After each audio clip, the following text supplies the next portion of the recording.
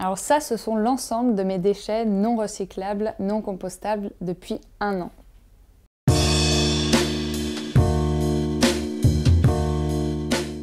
J'en suis venue au Zero Waste tout simplement par un besoin d'allègement.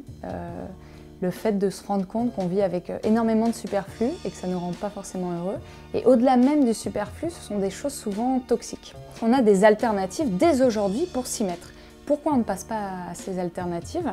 J'ai identifié 3 grands problèmes. D'une, le manque de connaissance de ces alternatives. 2, le manque de confiance aussi. Et 3, le manque d'accompagnement au changement, que ce soit pour les entreprises ou pour les individus.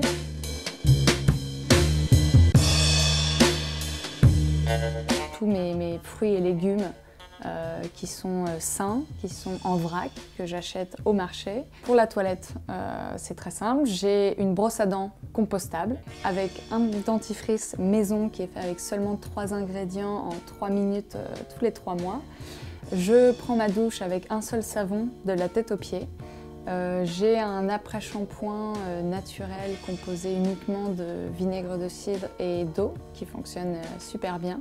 La petite astuce pour le vinaigre, que ce soit le vinaigre blanc ou de cidre, c'est de mettre des pots d'agrumes au fond et de le laisser infuser, et comme ça le vinaigre va avoir une douce odeur d'agrumes et non plus de vinaigre fort. Alors avant de partir au boulot, je peux lancer une machine en route, et pour ça j'ai mon petit bocal de lessive maison avec des copeaux de Marseille, un petit peu de bicarbonate de soude et de cristaux de soude.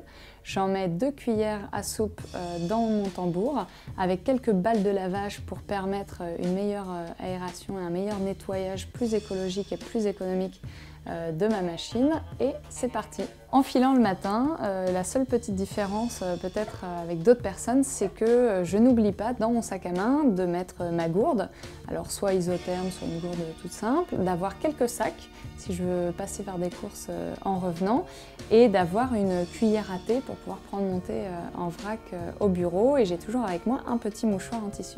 Donc au final, mes uniques déchets sur ma semaine, ça va être du compost et quelques recyclables, mais vraiment très peu. Et tout ce qu'il reste, qui est non compostable, non recyclable, ça tient dans cet unique bocal depuis plus d'1 an. Et tout le reste a été éliminé en amont. Donc tout ça avec votre bocal. Allez!